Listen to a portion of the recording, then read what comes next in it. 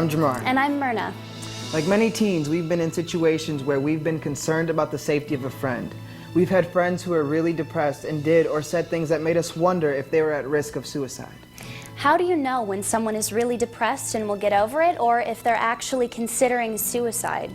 We didn't know much about suicide, especially if there's anything we can and should do when worried about a friend. So we got together with a bunch of kids to find out, and we made a video about what we learned. We learned that there are things we can do if someone we know might be considering suicide. Kids from our group will act out scenes to show you what we can all do to help. And just as importantly, we want to remind you that there are limits to what kids realistically can and should do to help. We're certainly not counselors or crisis workers. However, teens are often closest to the warning signs that a friend may need help. We can often play a crucial role in getting someone connected with the help they need. In the scenes coming up, Myrna and I will point out the most important warning signs and other key information. As you watch, look for other cues that someone might be really hurting. The number of teens who die each year by suicide is too high. Suicide is the third leading cause of death for teens.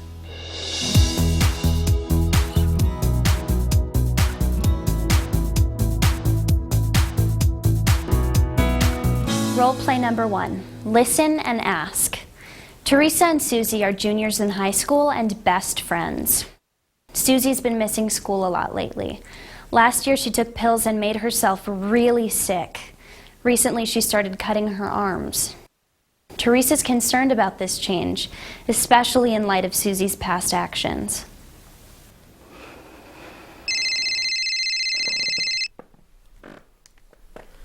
Hello? Hi, Susie?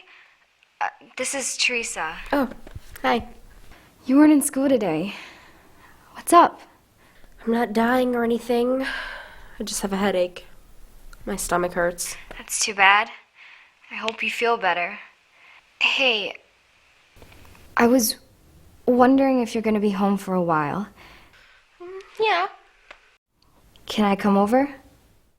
Sure. Okay, great. I'll see you later, all right? What to do?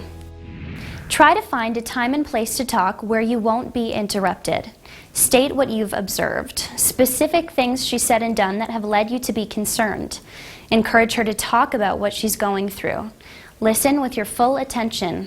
Take what she says seriously, even if it doesn't sound that serious to you.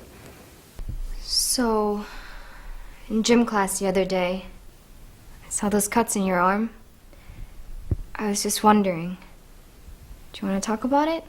Why bother talking about it? Nobody takes me seriously. I mean, everyone thinks I'm just doing it to get attention. Even the teachers think that because I took those pills last year. Warning sign.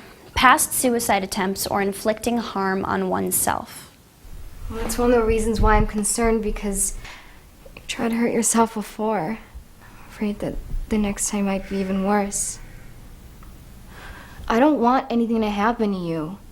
Yeah, whatever. What's bugging you? Well, you already know my parents are getting a divorce. They always argue about money, about whose fault everything is, about every little thing in my life. It's endless. I'm just sick of it. I just want this year to be over with, and I want to go away to college. But the way things are going, my grades are dropping, and I don't even know if I'm going to get a scholarship. I mean, if I have to go to school here and keep living at home, I don't know what I'll do. I'll absolutely go nuts. I might even put a gun to my head. Wow. Sounds like you had a lot to deal with. I'm really worried about you. Have you really thought about killing yourself? What to do? Don't waste time worrying about whether or not the threat is real. Directly ask if she is thinking about hurting or killing herself. Yeah, I'm sure I've thought about it.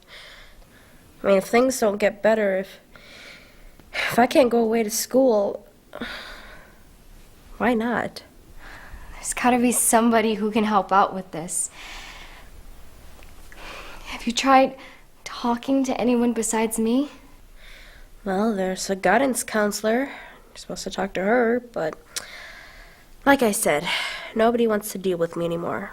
Well, what if I talk to her first about all this stuff that you're dealing with? We can plan a time for you and I to meet with her together.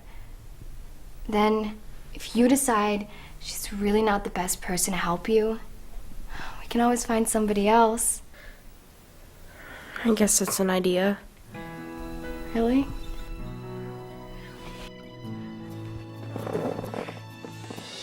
What to do? Get her to choose the adult she'd like to talk with. If necessary, give her some ideas and ask her to choose among them. Give consistent, firm support. Offer to set up appointments and go with her.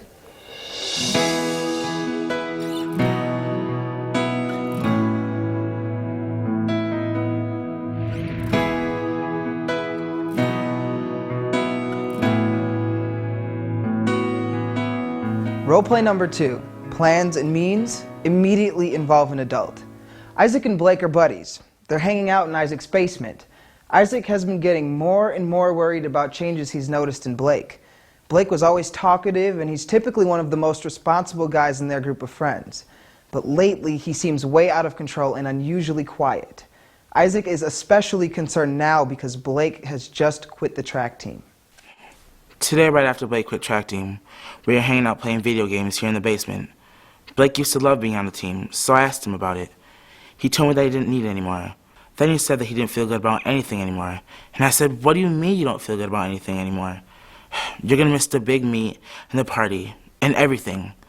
Blake said he didn't care. He was too tired for all that.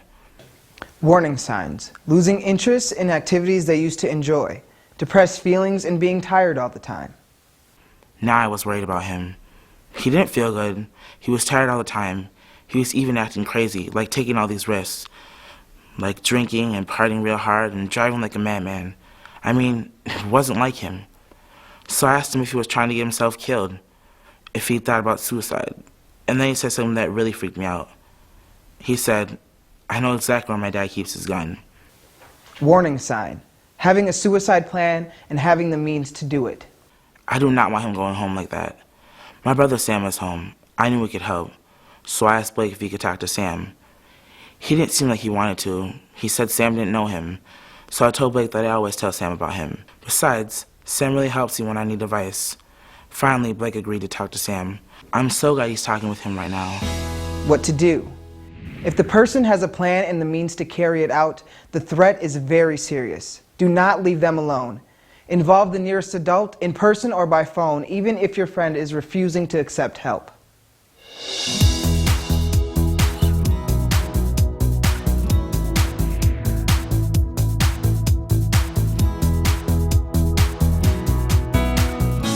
What not to say. With people who are depressed or possibly suicidal, some things we might say in everyday conversations just don't work. These things usually don't help them feel better and could actually make them feel worse. Come on, it's not that bad. Don't minimize the seriousness of real problems. In a couple days, everything will be all right. Don't dismiss her feelings by insisting that everything will be all right. Sure, she broke up with you, but tomorrow she'll want you back. Don't tell lies to try cheering him up. You're so serious lately. Lighten up. Don't try to humor her out of it. You'll get through this, you always do. Don't insist that he will get over this. Girls, just think about how people would feel if you killed yourself. Don't try to guilt her out of feeling suicidal. What you really ought to do is... Don't give advice or offer solutions. You've got to talk to Mr. Williams right now. And don't order him to go talk to the adult that you think is best. These responses can make someone feel like you don't really understand what they're going through. The feeling that no one understands is often a big part of the problem. Roleplay number 3. Don't promise to keep it a secret. Marae receives a text message that Kaylin and her boyfriend Gabe broke up. She stops to text Kaylin because she knows the situation must be hard. Message received.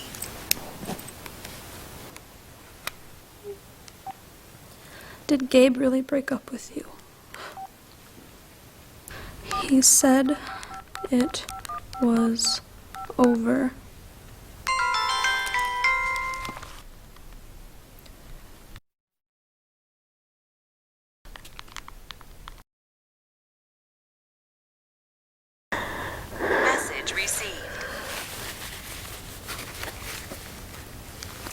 die. He said I was a loser.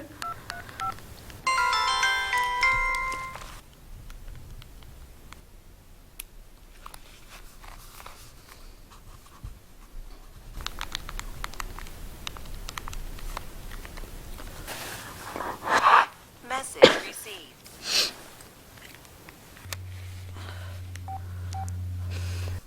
Such a jerk. Whatever. It's done. And so am I.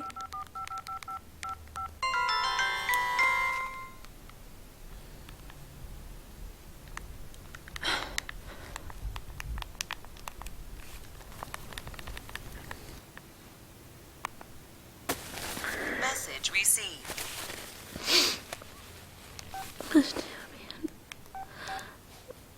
I'm done. I can't live without him.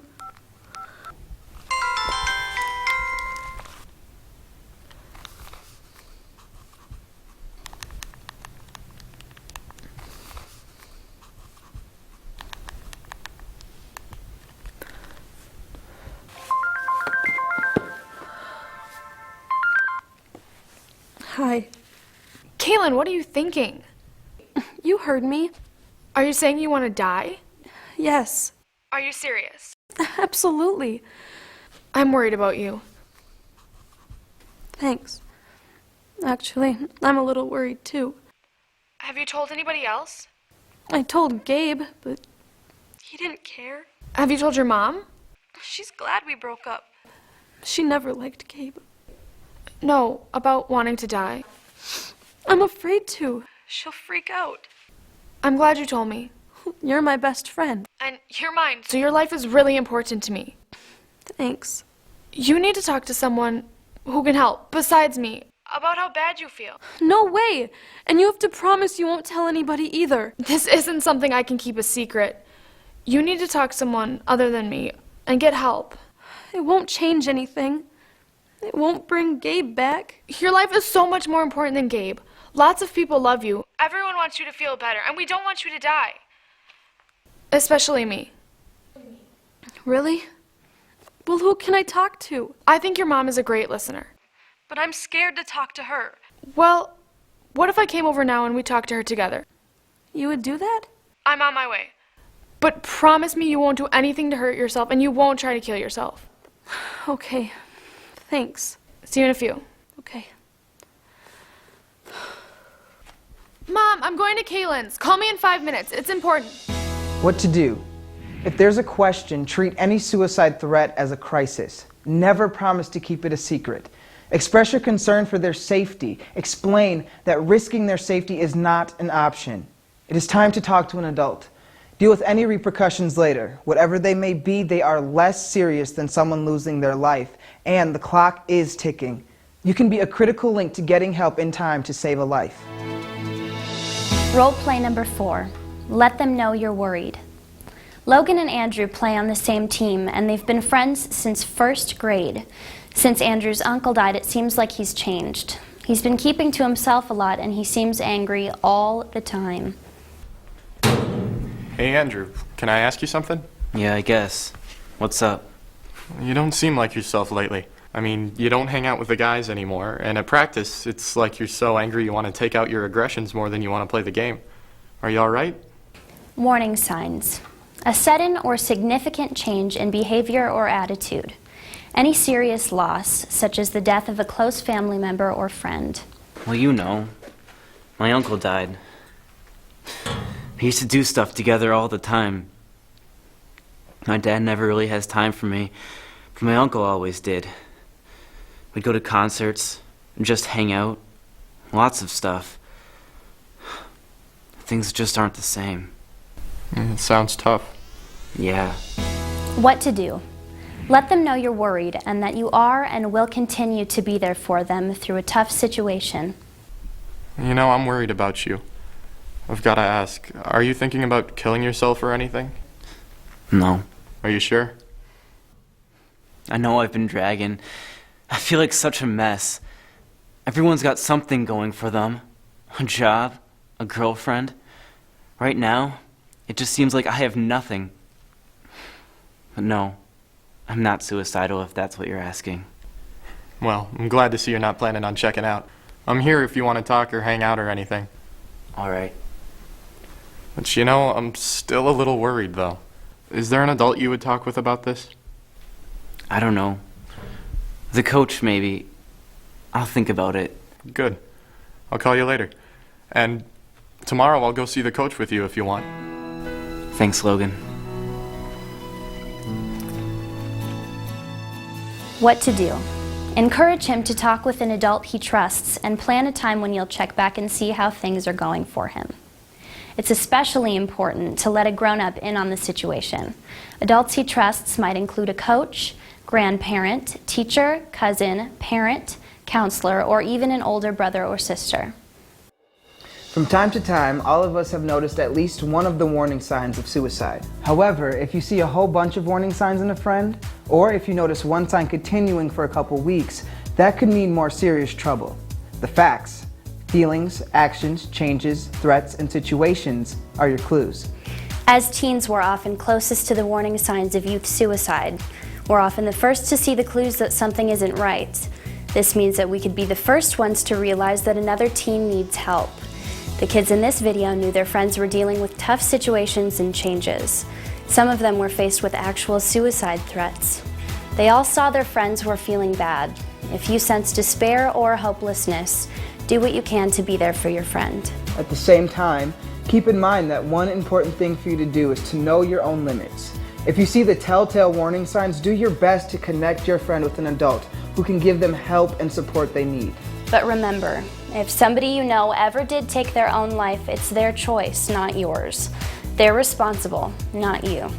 The best you can do is to listen for the warning signs, talk directly with anyone you're worried about, and be sure to turn to a trusted adult for help and support.